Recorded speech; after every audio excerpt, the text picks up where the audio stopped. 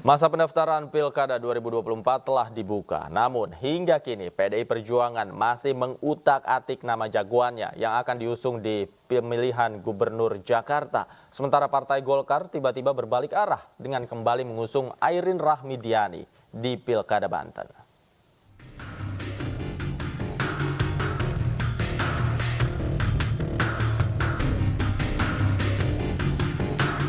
Masa pendaftaran Pilkada 2024 mulai dibuka hari ini. PDI Perjuangan masih berkutat dalam dinamika politik dengan mengutak-atik nama jagoannya di sejumlah daerah termasuk Jakarta. Senin pagi, nama Anies Baswedan dan Rano Karno santer dikabarkan akan diusung PDI Perjuangan sebagai pasangan bakal calon gubernur dan wakil gubernur di Pilkada Jakarta. Bahkan beredar foto Anies mengenakan tenun merah meminta doa restu kepada sang ibunda. Namun Senin siang di acara pengumuman gelombang 3 calon kepala daerah PDIP, Anies justru tidak hadir. PDIP urung mengumumkan Anies Rano di Pilgub Jakarta. Kini muncul kabar PDIP lebih memilih kadernya Pramono Anung untuk maju di Pilgub Jakarta. Adapun dalam pidatonya, Ketua Umum PDIP Megawati Soekarnoputri menegaskan pesannya bahwa kader yang tidak nurut dengan arahannya lebih baik keluar. Dinamika politik ini ini buat saya dialektika. Bung Karno mengajarkan pada saya dialektika. Jadi kita bisa lihat gitu. Terus nanti melihat aksi reaksi begitu kan. Nanti semuanya saya ajarin itu, siapa yang enggak mau nurut out gitu aja. Saya pusing karena mau ikut jadi PDI Perjuangan atau mau dompleng aja gitu loh. Saya nggak mau lagi. Ya kalau konsisten aja, kalau mau jadi masuk PDI Perjuangan ya jadi dengan namanya lahir batin tuh ya rohnya roh PDI Perjuangan.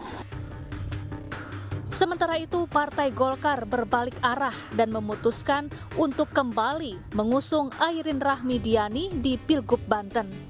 Airin berpasangan dengan Ketua DPD PDIP Banten, Ade Sumardi. Ketua Umum Golkar, Bahlil Lahadalia, resmi mengumumkannya sehari setelah Airin menerima rekomendasi dari Ketum PDIP Megawati Soekarnoputri. Padahal sebelumnya Golkar sempat menyatakan dukungan untuk Andra Soni dan Dimyati Natakusuma. Memang ini prosesnya panjang. Memang kalau barang bagus itu pasti banyak yang minat. Kalau enggak barang bagus itu mungkin sedikit yang berminat. Saking bagusnya ada juga yang meminta kalau bisa ikut kami saja. Golkar selalu menghargai perbedaan dan saya pikir kita, Ibu Airin adalah rumah besar di Partai Golkar dan Ibu Airin adalah anak kandung daripada Partai Golkar. Sebagai ibu daripada anak yang melahirkan dan membesarkan, rasanya tidak pas kalau kemudian tidak diantarkan oleh ibu kandungnya untuk ikut berkompetisi. Yang perbedaan itu menjadi sebuah kekuatan besar. Karena itu Pak Ade Sumardi, Ketua PDIP, jangan khawatir. Kami tidak akan minta untuk menukar warna baju untuk baju kuning. Bahlil juga menyebut Koalisi Indonesia Maju menghargai perbedaan langkah dan sikap politik masing-masing parpol di Pilkada. Tim Liputan iNews melaporkan.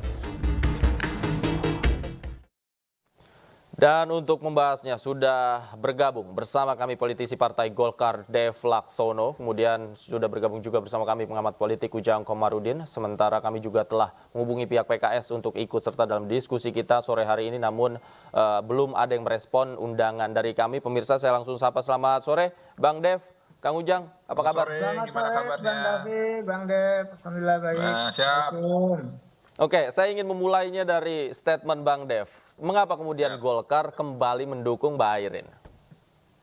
Ya, kenapa lagi? Kan sudah dijelaskan oleh Ketua Umum kan, Ketua Umum sudah menyampaikan bahwa Mbak Airin. Ibu Airin itu adalah kader terbaik perempuan Partai Golkar yang memiliki elektabilitas yang luar biasa tingginya dan yang akan maju untuk di Pilgub.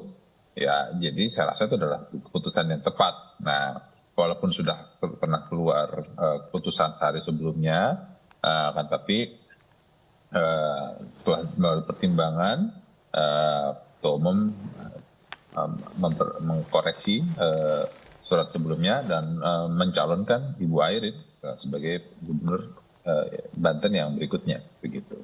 Oke, pertanyaannya kemudian, mengapa dukungan ini diberikan setelah sebelumnya Golkar mendukung pasangan yang lain? Ya, nggak ada apa-apa, cuman memang ini prosesnya saja.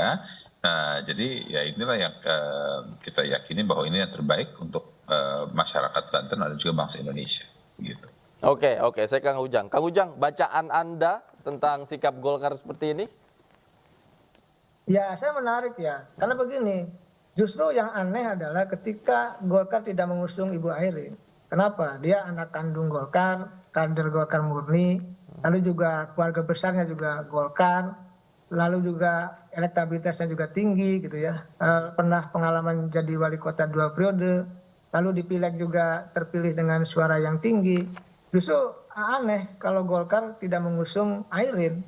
Nah, disitulah sebenarnya logikanya diputar lagi, dibalik lagi dengan melihat pentingnya Ibu Airin bagi Golkar daripada dicaplok oleh PDIP, oleh Merah.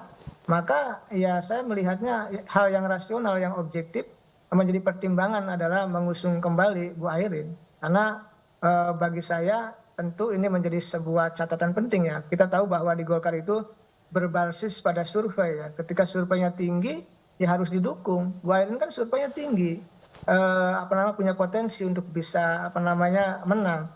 Tentu kalau itu tidak diusung itu menjadi sebuah kesalahan fatal bagi Partai Golkar. Jadi saya melihat ini kalkulasi yang rasional saja dari Golkar, mendukung kadernya sendiri, memprioritaskan atau mengutamakan kadernya sendiri, sehingga ya tidak kehilangan kader gitu. Bahkan Pak Doli Kurnia mengatakan kemarin ya sebelum Bu Airin diusung oleh Golkar, ya jangan sampai dikenakan sanksi. Karena begitu pentingnya Ibu Airin bagi Golkar, ya keputusannya mengusung Bu Airin ada suatu pilihan yang menurut saya pilihan yang tepat, pilihan yang bagus bagi Partai Golkar dan bagi keutuhan Partai Golkar baik di tingkat nasional maupun di Banten begitu.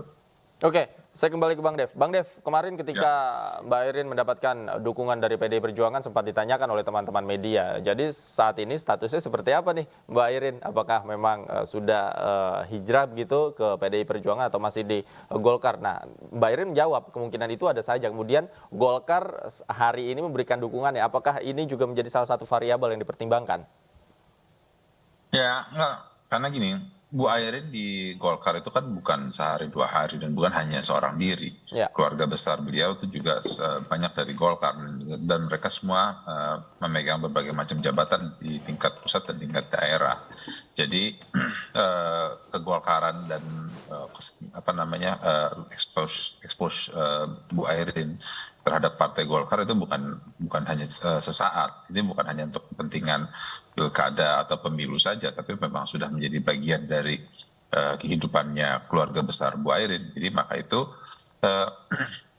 kalau saya sih lebih baik menilai bagaimana sumbangsi beliau kepada Partai Golkar, bagaimana Partai Golkar juga men-treat dan juga menaungi Bu Airin, dan juga bagaimana kinerja beliau selama ini, baik di DPP ataupun di DPD, di tingkat pusat dan tingkat daerah. Nah, itu yang harus menjadi tolak ukur kita untuk memberikan reward yang tepat dan memberikan penugasan yang sangat tepat untuk beliau, yaitu untuk maju di dalam Pilgub nanti. Begitu. Oke, Kang Ujang, Anda melihatnya seperti apa ketika PDI Perjuangan justru memberikan dukungan terlebih dahulu daripada Golkar kepada Mbak Airin? Ya tentu tadinya memang kelihatannya Golkar bukan tadinya ya, mas sudah mendukung ya pasangan Andra Soni dan Pak Dimyati. Cuma tadi berbalik arah melihat tadi potensi Bu Airin, kader Golkar murni dan perlu dukungan baik dalam dukungan moral maupun kekuatan psikologis. Nah di situ sepertinya ya Golkar tidak mau kehilangan kadernya tadi. Nah Kenapa PDIP dulu? Ya mungkin jalannya seperti itu ya. Ketika misalkan sudah diumumkan oleh PDIP, sudah menggunakan baju merah juga, dan biasanya gitu ya, kalau diusung oleh partai tertentu itu ya harus punya kartu anggota partai tertentu itu. Dan tentu kalau Airin sampai masuk ke PDIP itu suatu kehilangan bagi Partai Golkar. Dan tentu ini kecanggihan Partai Golkar tadi ya di detik-detik terakhir gitu ya, mengusung Airin untuk maju di Pilgub Banten.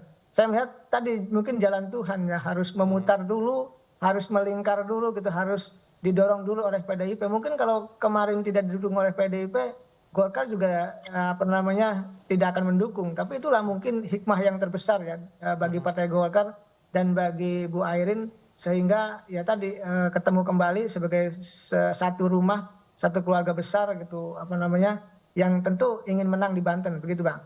Oke, Bang Dev, kemudian ketika Golkar sudah menentukan sikapnya hari ini mendukung Airin, bagaimana komunikasi dengan pasangan sebelumnya yang didukung?